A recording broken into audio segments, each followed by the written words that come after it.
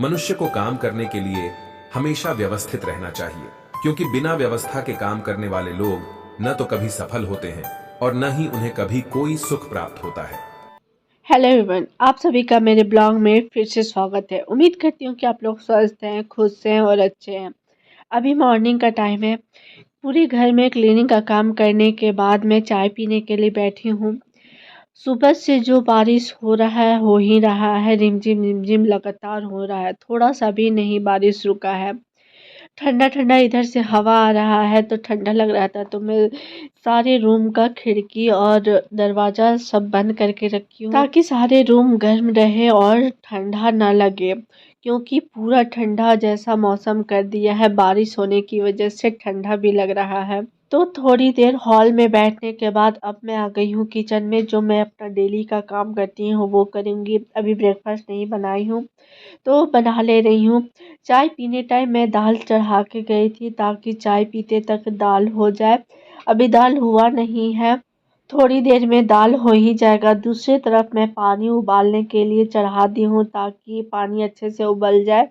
सभी को सर्दी हुआ है तो पानी उबाल कर मैं रख दे रही हूँ।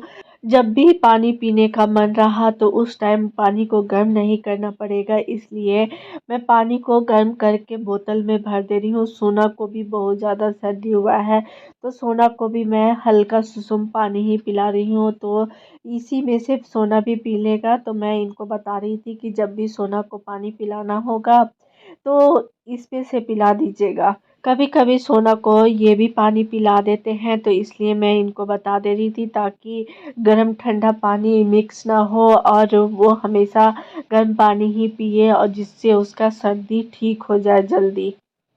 पानी रख दी हूँ तो अब मैं रोटी बना ले रही हूँ। दूसरे तरफ मैं दाल चढ़ा दे रही हूँ। अभी दाल नहीं हुआ है तो मैं इधर रोटी भी बना ले रही हूँ। ब्रेकफास्ट सिर्फ ओम को ही करना है, हम लोग को मन नहीं कर रहा था ब्रेकफास्ट करने के लिए, तो सिर्फ उन्हीं के लिए मैं रोटी बना दे रही हूँ। जैसी दाल होगा दाल रोटी मैं उनको ब्रेकफास्ट करने के लिए दे दूँगी।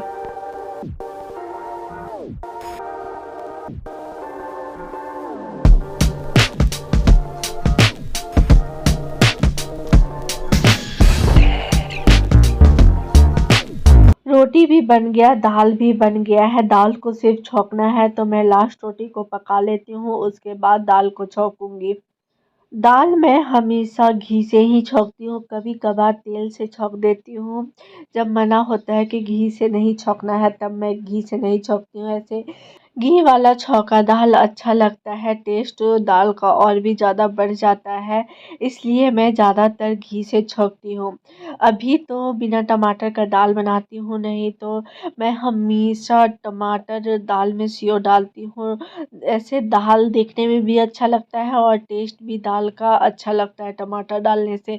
पर टमाटर अभी इतना ज़्यादा महंगा है तो उतना टमाटर का यूज़ नहीं करती हूँ। कभी कभी कोई सब्जी बनता है तब मैं उसमें टमाटर यूज़ कर लेती हूँ। ऐसे बिना टमाटर के ही अभी सारा चीज़ बना रही हूँ। बिना टमाटर के भी सब्जी और दाल अच्छा लगता है, इसलिए मैं उतना यूज़ नहीं कर रही हूँ टमाटर का। मैं क्या, ज़्यादातर लोग अभी टमाटर का यूज़ करना बंद ही कर दिए हैं। कौन खरीदेगा इतना महंगा टमाटर, जब टमाटर बिना सब्जी और दाल बन ही जा रहा है तो इतना महंगा टमाटर खरीदने का ज़रूरत ही क्या है। आपसे बात करते करते मैं दाल भी छौंक ली हूँ, तो अभी मैं ओम को ब्रेकफास्ट करने के लिए दे दे रही हूँ। सब्जी और चावल बनाना है तो मैं दोपहर के टाइम में बनाऊंगी, क्योंकि अभी सबको सर्दी हुआ है तो गर्म खाना खाने में ही अच्छा लगेगा, इसलिए चावल मैं उसी टाइम ही बनाऊंगी। अभी मैं किचन का काम बंद कर दे रही हूँ, अब मैं किचन का काम नहीं करूँगी।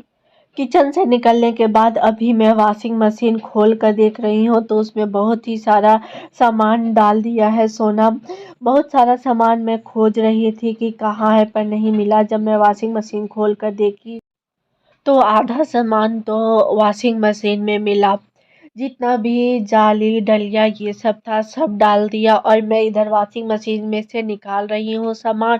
उधर किचन में सारा सामान बिक रहा है। कभी कभी तो समझ ही में नहीं आता है कि मैं इसको बदमाशी करने से कैसे रोकूं। एक काम मैं इधर करती हूँ दूसरा काम दे देता है करने के लिए।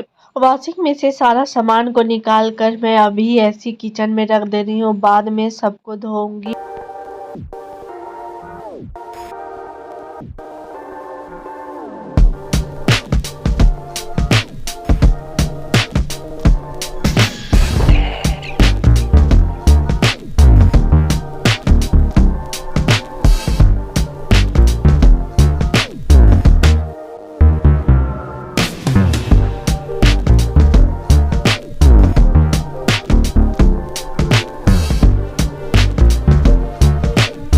सारा सामान निकालने के बाद इसका मैं कवर को चैन लगा दे रही हूँ, क्योंकि अगर चैन नहीं लगाऊंगी तो फिर से वही सब सामान चेयर लगा के डाल देगा। तो चैन लगाने से थोड़ा तो सुनता है, कभी कभी चैन भी खोल लेता है अगर सामान डालना रहे तो। इधर का तो काम खत्म हो गया है, तो अब मैं चलती हूँ बाहर, दरवाज़ा खोल लेती हूँ। बाहर से ठंडा हवा आ रहा था, इसलिए मैं दरवाज़ा भी बंद कर दी थी। ग्रिल भी लगा हुआ है, सोना के चलते तो हमेशा ग्रिल लगा हुआ रहता है। बाहर में मैं झाड़ू दे दी हूँ, बस पोछा नहीं की थी क्योंकि बारिश हो रहा है। और जब भी बारिश होता है तो बालकनी में हमेशा पानी आते रहता है, छत से पानी आता है। तो पोछा नहीं दी थी क्योंकि बारिश तो लगातार हो ही रहा है, जिसकी वजह से बालकनी हमेशा भीगा ही रहेगा। छत का पानी आने की वजह से बालकनी और सीढ़ी पूरा गंदा हो जाता है, गंदा पानी आता है छत पर से। सिर्फ मैं इसको ऐसे ही धो ले रही हूँ, पानी डालकर इसको पोछूंगी नहीं, क्योंकि पानी की वजह से तो ये हमेशा गीला ही रहेगा। सीढ़ी धोया हुआ हो गया है, तो सीढ़ी पर मैं जितने भी स्लीपर हैं सारे स्लीपर को मैं सीढ़ी पर रख दे रही हूँ। और पौधान है उसको मैं सूखने के लिए रेलिंग पे डाल दे रही हूँ, और बालकनी को धो ले रही हूँ।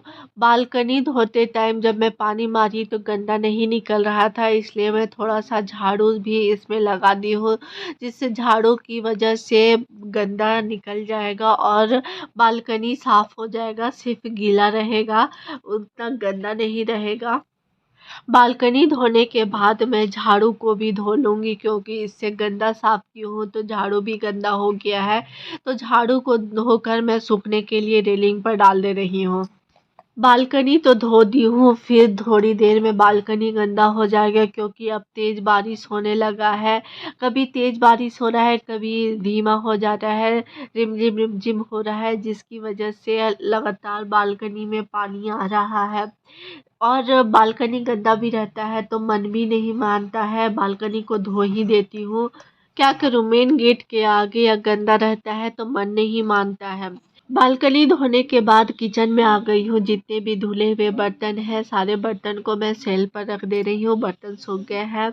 तो बर्तन रखने के बाद मैं तेल को गर्म कर ले रही हूँ, फिगारो तेल मैं अभी गर्म करूँगी।